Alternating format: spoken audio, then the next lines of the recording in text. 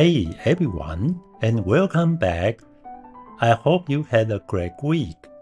Today we are diving back into Charlie Munger's amazing book, Poor Charlie's Almanack. We are continuing our discussion on the 9 major flaws he identified in the field of economics. Munger argued that these aren't just minor theoretical issues.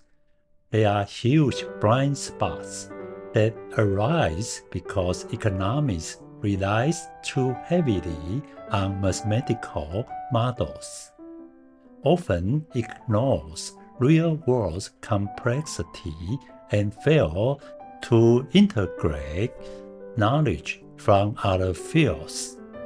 Let's pick up on 2 more of these key flaws. Flaw number 4, the failure to consider complex cross-disciplinary interactions.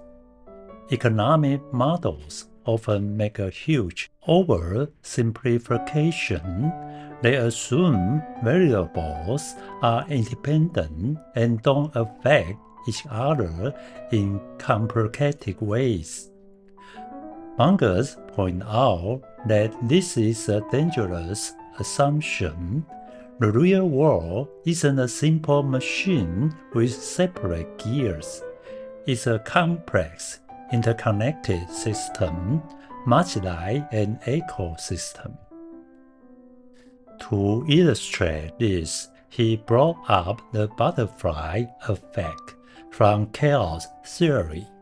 This concept, first proposed by meteorologist Edward Lorenz, showed that a tiny change in the system's initial conditions could lead to a massive, unpredictable differences in its long-term outcome. As Lorenz famously put it, a butterfly flapping its wings in Brazil could set off a tornado in Texas. This is a perfect metaphor for how a small change in monetary policy, for example, could trigger a huge, unexpected economic consequence. In ecology, this effect is clear.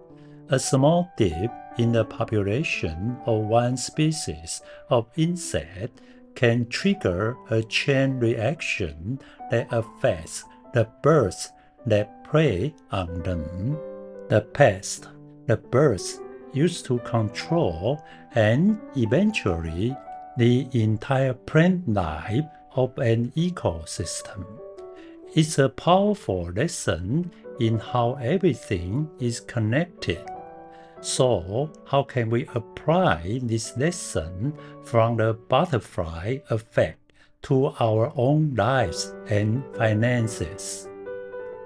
First, start small to create big long-term impact.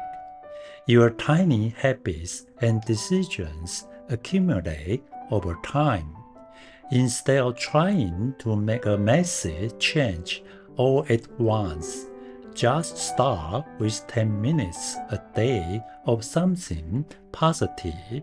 It could be reading a good book, exercising, or meditating. Over months and years, these small actions can dramatically improve your knowledge, health, and mindset. Think about Munger's advice to read a great book, like Influence. That single act could change your thinking and influence your career decisions for the better. Second, pay attention to your initial conditions. The butterfly effect shows that your starting point is crucial.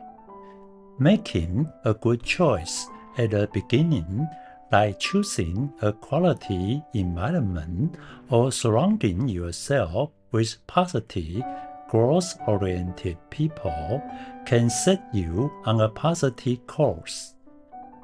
As Munger famously advised, avoid people who are worse than you are and instead gravitate toward people who are better than you are. The people you spend time with can amplify your behavior for better or worse. Third, understand and amplify positive chain reactions.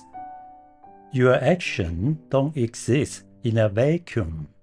A small act of kindness, like helping a colleague or sharing a useful piece of information, can build trust and create a positive network. This ripple effect can lead to better team collaboration and new opportunities down the road. Finally, be on the lookout for negative butterfly effects. Just as small positive change can snowball, small negative ones can too. If you ignore a bad habit like procrastination, it could eventually impact your job performance and career development. Munger emphasized the importance of correcting bad habits early before they spiral out of control. This is a form of risk management. By being mindful of these principles, we can use the butterfly effect to live a better, more intentional life. Flaw number 5. The neglect of historical lessons. Munger criticized economists for repeatedly failing to learn from history. They often get caught up in the new models and theories, only to ignore the clear lesson from past events, like the Great Depression of 1929 or Japan's asset bubble in the 1990s. These events provided powerful evidence about the dangers of excessive leverage and speculation. Yet, the lessons are often forgotten. Warren Buffett is a perfect example of a successful person who deeply understands the value of history. He studied the Great Depression and the market downturns of the 1970s. This taught him that excessive leverage and speculation inevitably lead to crash. So he built his entire investment philosophy around how leverage and focusing on the long-term value of a business. During the 2008 financial crisis, while others were panicking, Buffett saw an opportunity. He bought stakes in companies like Goldman Sachs and General Electric at a discount.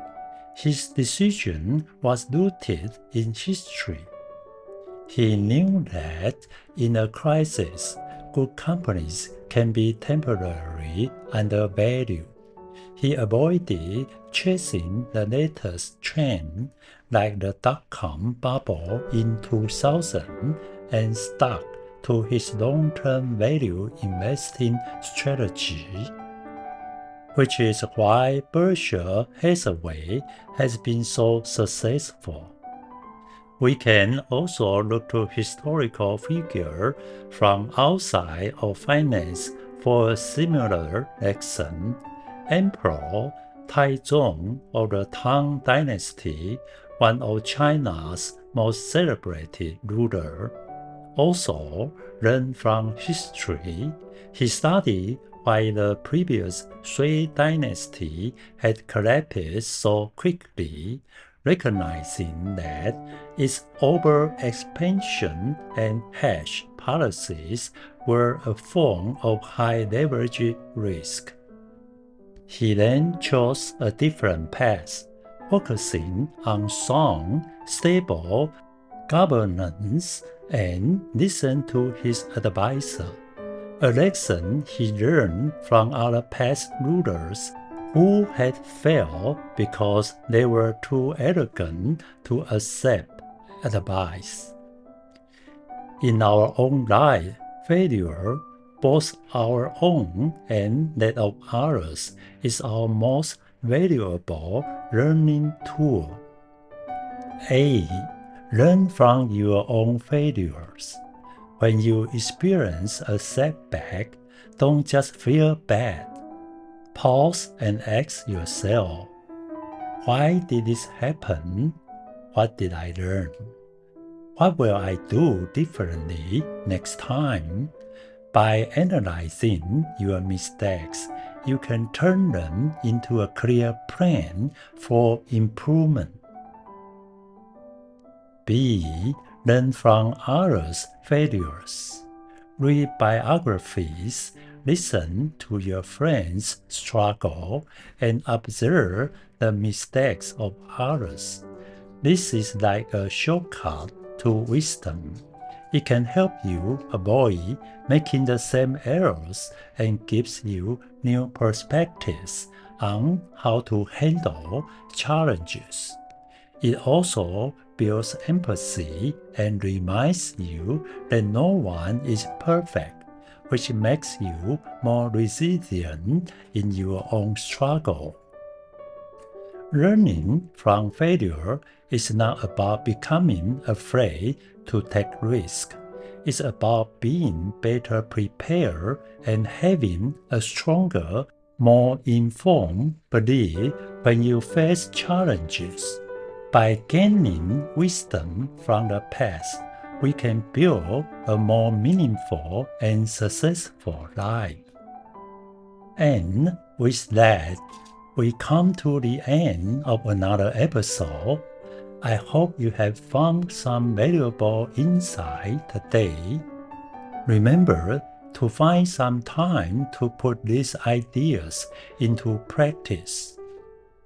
If you enjoy this episode, please subscribe and share it with someone you think might also benefit.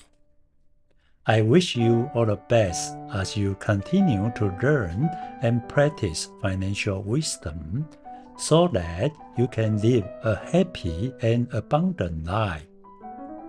See you next time.